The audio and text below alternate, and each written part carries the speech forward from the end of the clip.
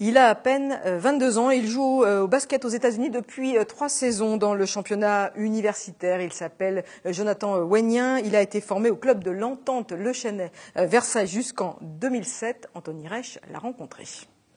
Quelques jours après la finale de NBA opposant San Antonio à Miami, nous sommes à côté d'un basketteur, yvelinois, qui a été formé à Versailles et qui a tenté sa chance outre-Atlantique il y a quelques années. Je veux bien sûr parler de Jonathan Wenyen. Bonjour à toi. Bonjour. Merci de nous accueillir dans ce stade, le stade Sans Souci à Versailles.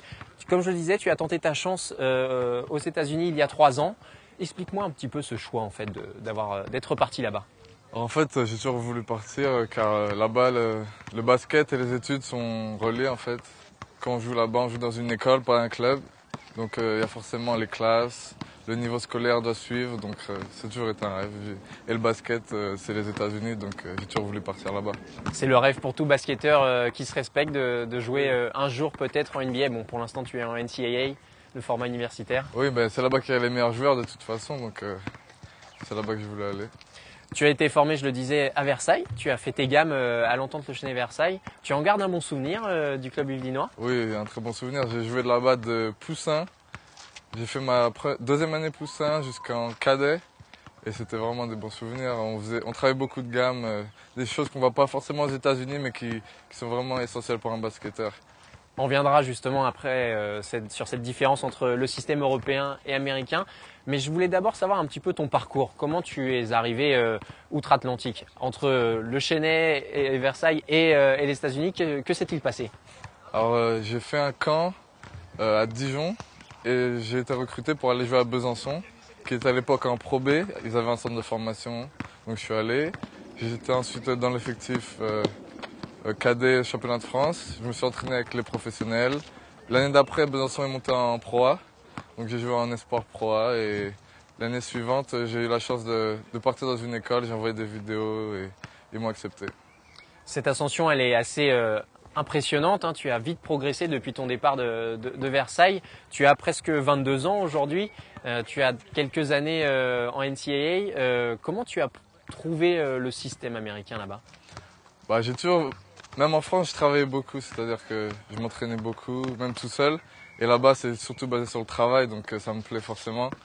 Et le style de jeu est plus rapide, plus athlétique, et c'est mon type de jeu, donc ça match, ça colle.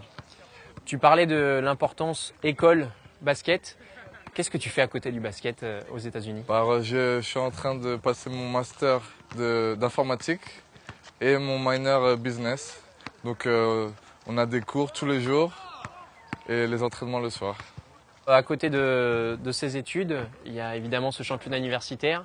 On parle souvent en Europe que c'est le meilleur championnat universitaire du monde. Aux États-Unis, ça a l'air d'avoir une importance incroyable dans ce pays. C'est vraiment quelque chose d'extraordinaire. Il y a des matchs devant des milliers de personnes. C'est mieux que diffuser que la Pro A en France. C'est-à-dire qu'il y a la March Madness en mars.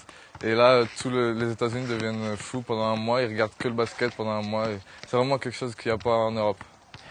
À côté de ces championnats américains, tu es aussi sélectionné, tu as déjà été sélectionné en équipe nationale, mais pas en France, puisque tu joues pour la Côte d'Ivoire. Oui, exactement. Comment ça s'est passé ces sélections? C'est quoi ton meilleur souvenir peut-être? Mon meilleur souvenir, je dirais que c'était l'année dernière, on a joué contre l'équipe de France, en France, à Toulouse. Et j'ai joué, je crois, 12 minutes, quelque chose comme ça. Et c'était vraiment un bon souvenir. Il y avait en face Tony Parker. Il n'a pas joué, mais ils étaient là. Il y avait Boris Dio, Ronny Turiaf, De Colo. Franchement, c'était un bon souvenir.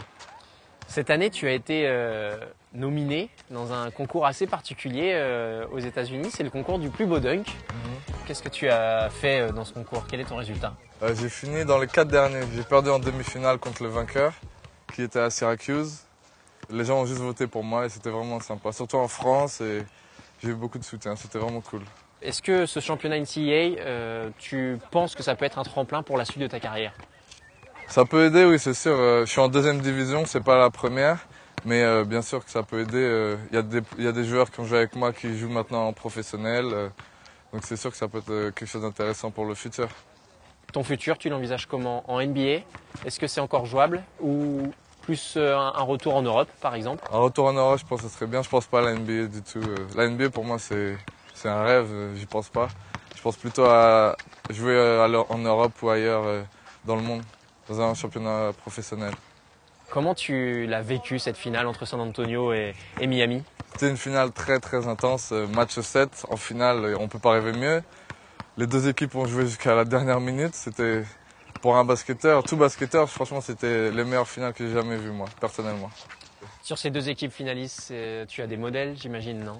Oui, bah, mon joueur préféré qui joue actuellement, c'est Dwayne Wade, l'arrière de Miami. Donc, c'est vraiment, il a fait un bon dernier match, donc j'étais vraiment content et ils ont gagné.